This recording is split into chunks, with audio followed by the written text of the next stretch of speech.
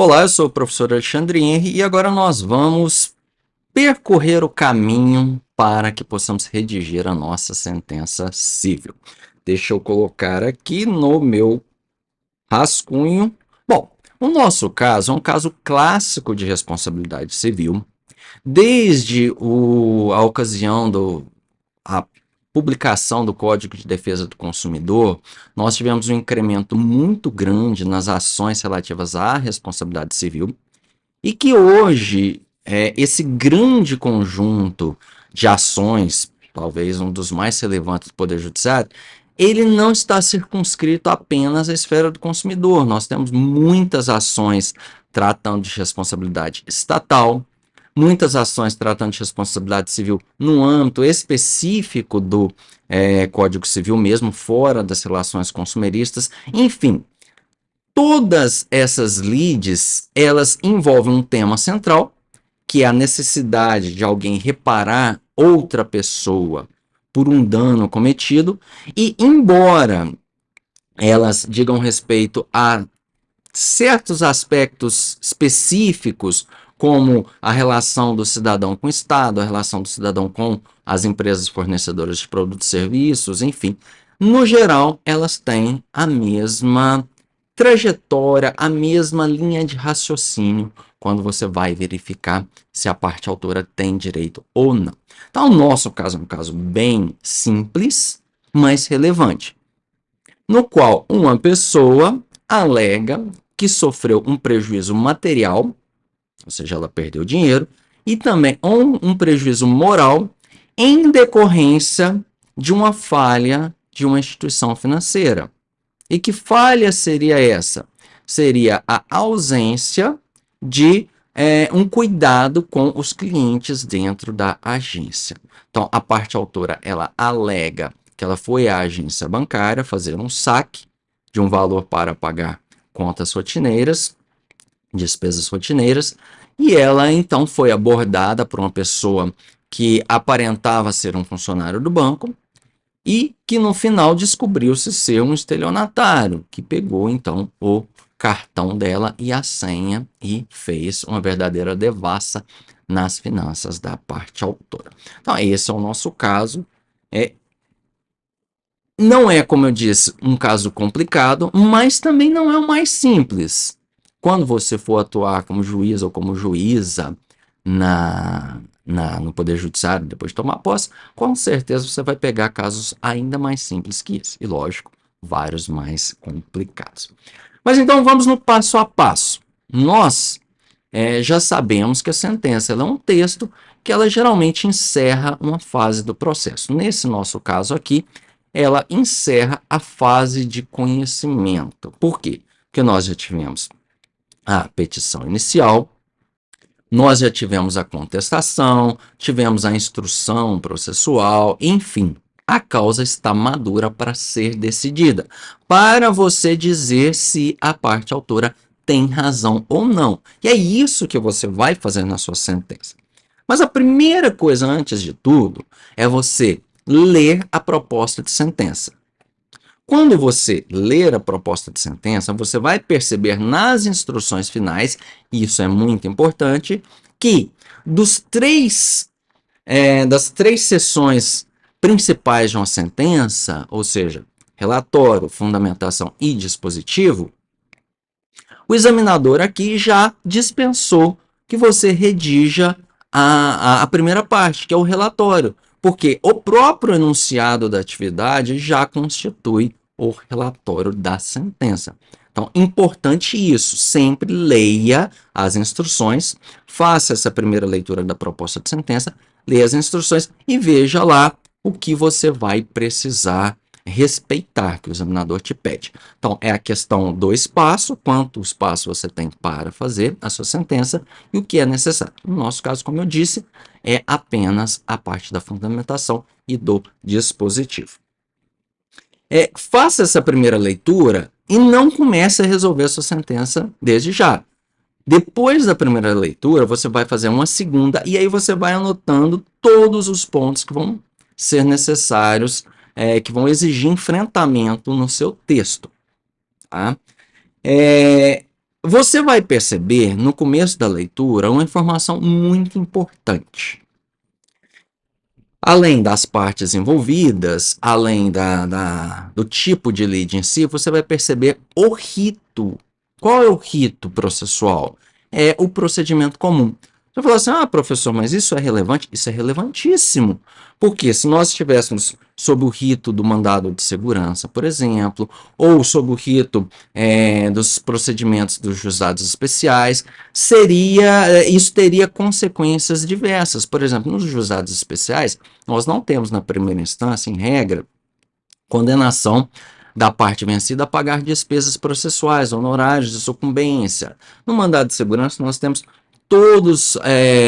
todo um detalhamento que você precisa respeitar, uma terminologia, enfim, é importante que você identifique qual é o rito. Em regra, se o examinador não falou nada, ele adotou o rito do procedimento comum, tá? No nosso caso, isso está expresso. E aqui, quais são os pedidos? Você vai ter que analisar. No caso, nós temos 2 pedidos. Primeiro, indenização por danos materiais, o valor que a autora perdeu, tá? Que foi sacado da conta dela, e a indenização por danos materiais. Quais são as causas de pedir? Você vai ter que analisar. Ela narra lá, faz toda a narrativa. Você tem o dever da instituição financeira de indenizar os seus consumidores, os seus clientes, pelos prejuízos causados por falhas na prestação de serviço. Tá? Então, é a argumentação da autora, você vai ter que ver se isso está comprovado. E também, no caso dos danos morais, ela vai falar que sofreu um abalo que vai além do mero de sabor cotidiano. Então, essa aí é a nossa petição inicial. E aí temos as teses defensivas, você vai ter que anotar rapidinho o que você vai ter que enfrentar. Essa parte de tese defensiva é muito importante, tá? Porque ela vai exigir de você uma fundamentação bem clara e expressa. Não deixe de enfrentar nenhuma tese defensiva, a menos que seja totalmente prejudicada, né? E no final, você vai ter que... No final não, nesse trabalho de analisar, você vai anotar também se há alguma preliminar a ser enfrentada. Então, de modo geral, é isso. Faz a primeira leitura, observa quais são as instruções do examinador, e aí você vai fazer a segunda leitura e vai anotar de modo muito singelo, às vezes por palavras apenas, ou uma frase, ou uma expressão, uma sequência do que você vai ter que abordar na sua sentença. Então, vamos começar a redigir a sentença? A primeira coisa que você vai fazer é começar a redigir a sua sentença entendendo que você não precisa fazer o relatório. Então, você já pode colocar lá fundamentação. Eu recomendo que você divida a sua sentença em pelo menos fundamentação e dispositivo. Tem gente que não coloca nenhum título, mas eu gosto, coloca lá a fundamentação e depois dispositivo. Começa então a partir da fundamentação. Você não precisa falar que é caso de julgamento antecipado do mérito da lide, porque realmente não é um caso de julgamento antecipado, já que nós tivemos uma dilação probatória, teve até audiência, enfim. E aí você vai observar, tem preliminar? Lembrando, a preliminar é aquela questão que geralmente impede que você analise o mérito ou prolongue, ou ela implica em mais necessidade de instrução processual antes que você possa falar sobre o mérito, antes que você possa decidir se a autora tem ou não razão em relação ao que ela está pedindo, que ela está alegando. No nosso caso, nós temos uma preliminar, que é a mais comum de todas, principalmente nas provas. Nos processos judiciais, você vai ver também com muita frequência. Mas eu acho que nas provas, aí sim, você vai ver 70% das sentenças cíveis, um cálculo que eu fiz uma vez, vai ter alguma alegação de ilegitimidade de parte, seja ativa ou passiva. No nosso caso, o banco alega que ele é parte ilegítima, porque ele vai falar, olha, ficou muito claro pela narrativa da autora que quem cometeu o ato ilícito contra ela não era funcionário do banco. Então, o banco não tem nada a ver com isso. Se o banco não tem nada a ver, ele é parte ilegítima. Essa é a tese do banco. Aí já vem uma dica, se você acolher essa tese, a sua sentença vai acabar ali. E sentença de concurso geralmente não acaba em preliminar. Quando há mais de uma preliminar, ou uma preliminar que possa ser acolhida parcialmente apenas, sobrando uma parte da lide para você analisar no mérito, aí tudo bem. Agora, uma preliminar que derrube toda a sentença, toda a análise do mérito, não é comum nas provas de concurso. Então, fique atento a isso. No nosso caso, obviamente, você vai rejeitar a preliminar. E aí, qual é a fundamentação? Em tese, hoje em dia se usa muito a teoria da asserção, ou seja, a legitimidade ela é tomada, ela é analisada com base no que a parte autora ou no que o réu falou aí na sua manifestação.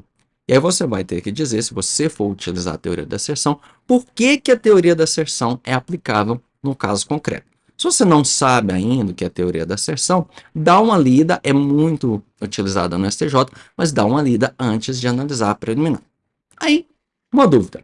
Professor, eu preciso escrever preliminar, colocar um título, separar, fazer uma subdivisão da fundamentação? Em tese, não. Em tese, você pode fazer um texto corrido desde que você respeite a ordem. Agora, se você quiser colocá-lo assim, das preliminares, tudo bem. E aí depois você coloca do mérito. Não é obrigatório. Aí, quando você passa a analisar o mérito, tem muita gente que gosta de começar essa análise falando do regime jurídico aplicável. Aí você vai falar se aplica o Código Civil, se aplica o CDC, quais os artigos são aplicáveis. Isso eu entendo que não é algo obrigatório, mas obrigatório no sentido de você criar um tópico ou um parágrafo específico sobre isso. O regime jurídico aplicável é de qual? Do Código de Defesa do Consumidor, porque a parte autora se enquadra, enfim.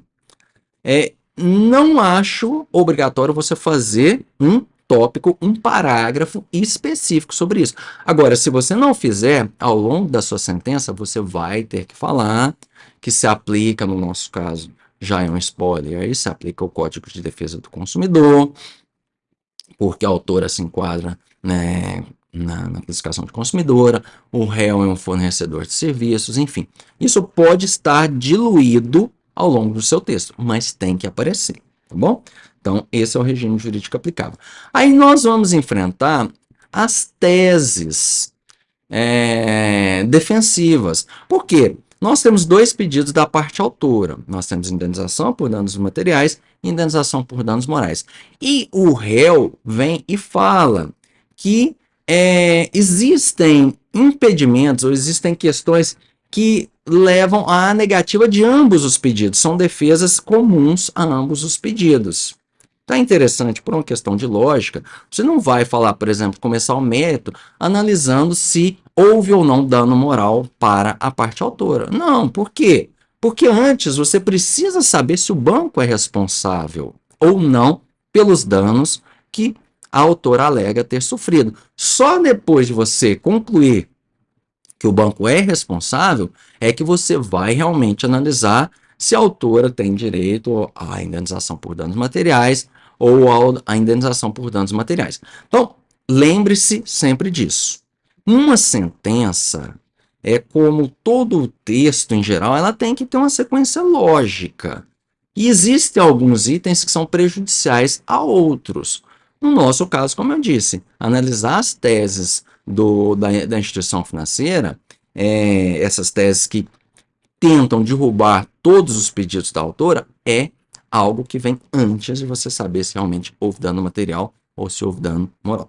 E a primeira das teses do banco é justamente a de culpa exclusiva de terceiro, porque o banco vai falar, olha, tá aqui, eu juntei as imagens, tá bem claro que quem provocou o dano à autora não era funcionário do banco. Ele não era um funcionário do banco. Então, se ele não era, não tem ação e nem omissão imputável à instituição financeira. Nós não podemos responder por esse pedido. Aí você vai ter que enfrentar esse argumento.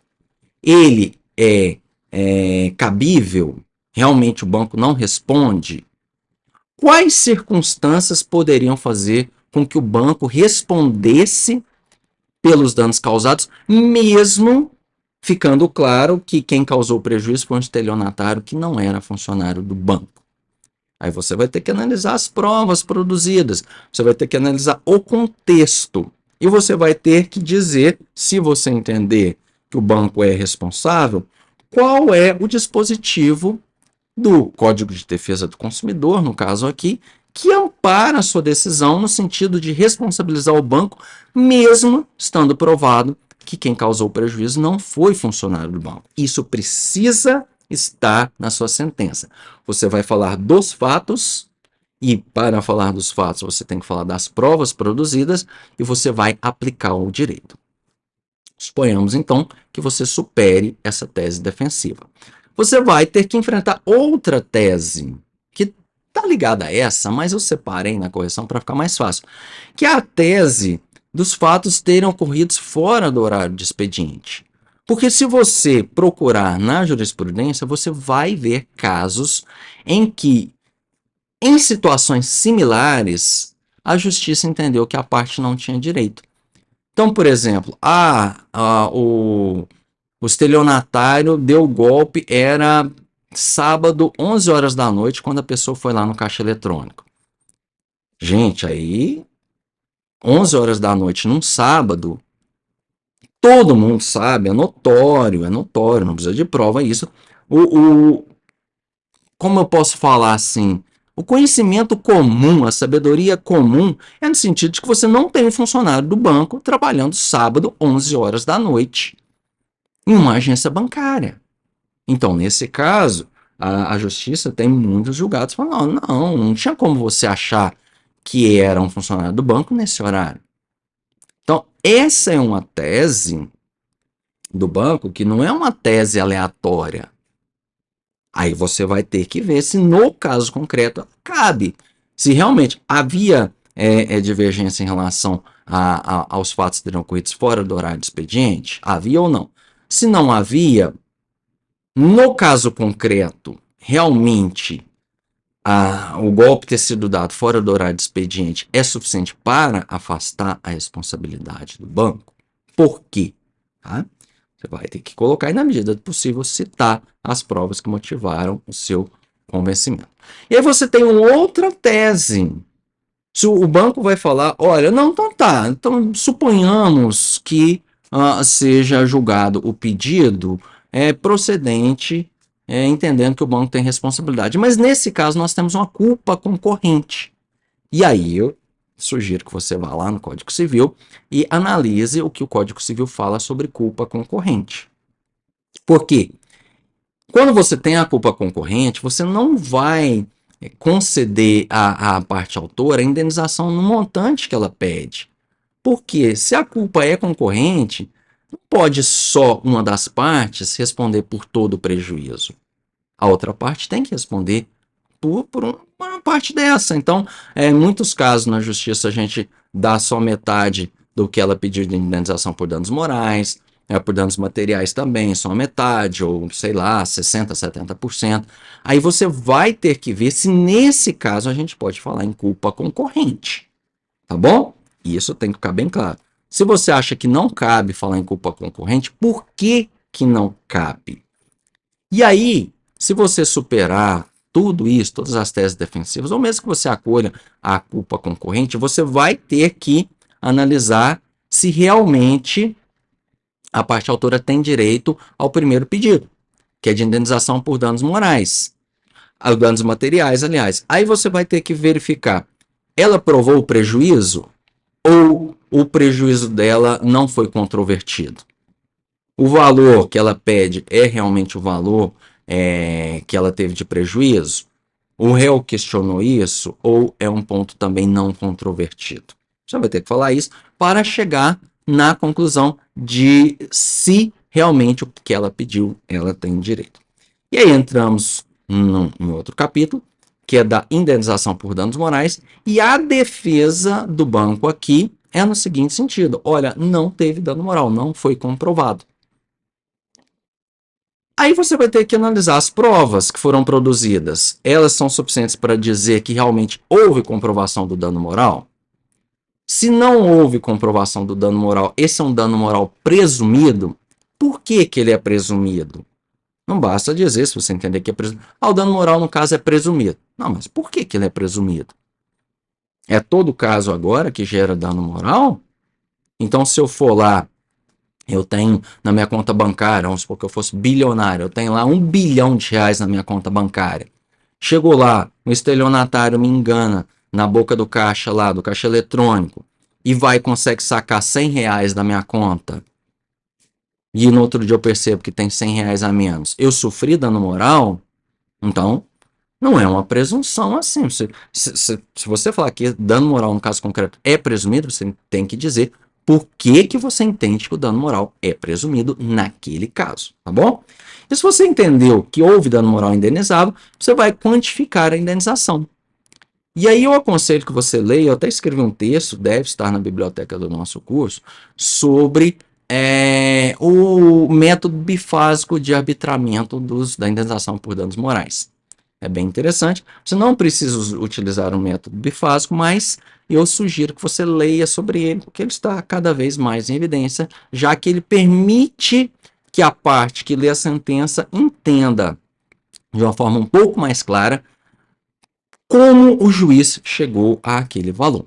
Mas o mais importante nessa parte aqui de quantificar a indenização por danos morais é você fornecer elementos do caso concreto que motivaram você a decidir por aquele valor e não por qualquer outro. E não fazer um texto genérico que você poderia copiar e colar em qualquer sentença que caberia, certo?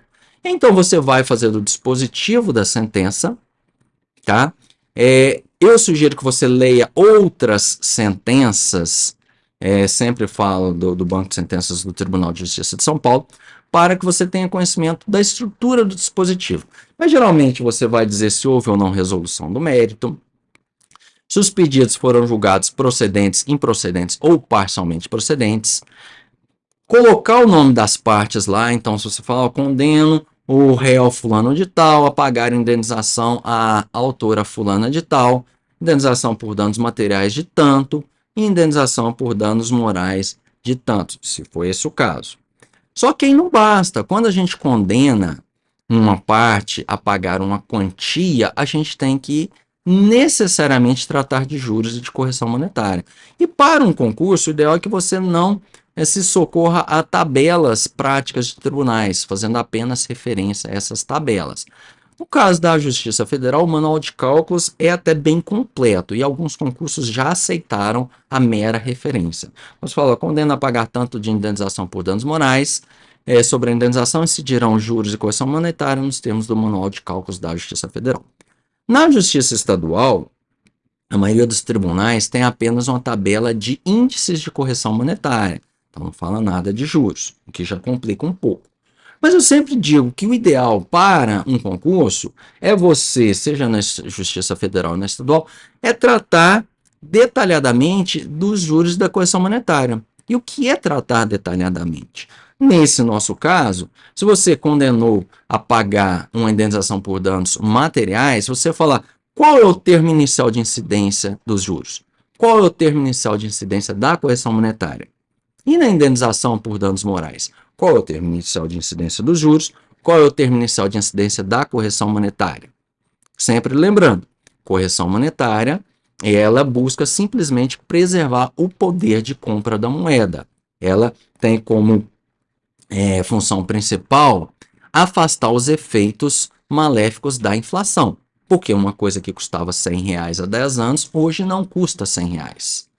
Então, se o dano ocorreu há 10 anos, você não pode condenar a pessoa a pagar os R$ 100 que foi o valor do dano naquela época, porque hoje, com R$ 100, ela não vai comprar a mesma coisa.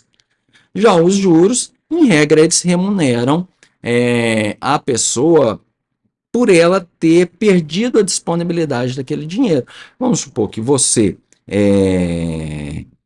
tenha o dinheiro na sua mão, que você tenha R$ 10, você pode aplicar esse dinheiro e ganhar juros com ele. Tá? É um rendimento que você tem.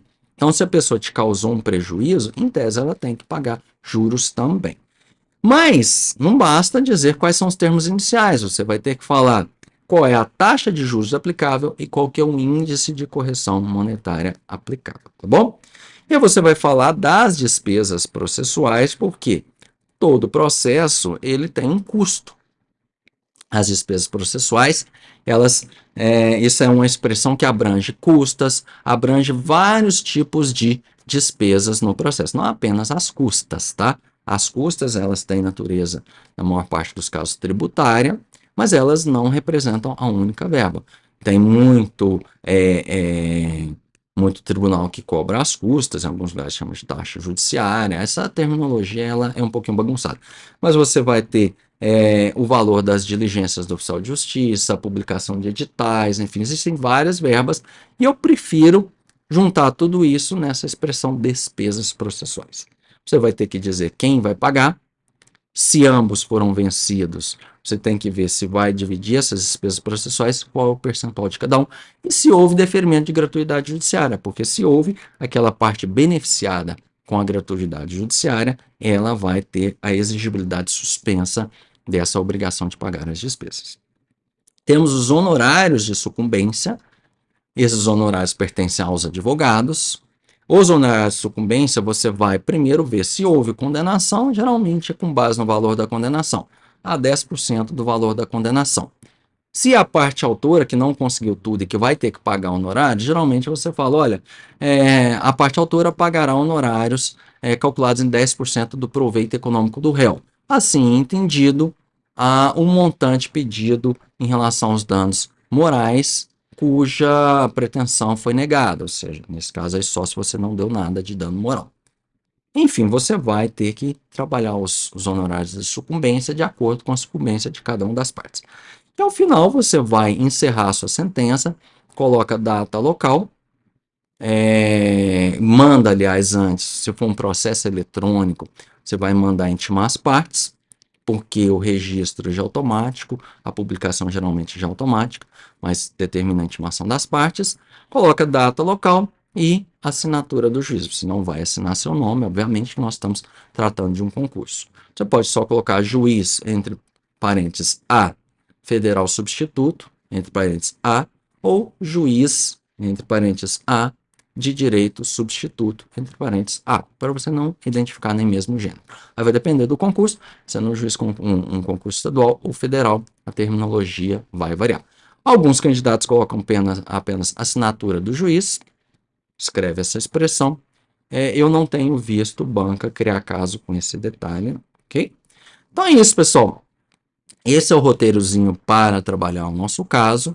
Eu espero que você consiga resolver sua sentença. Tendo alguma dificuldade, é só entrar em contato comigo.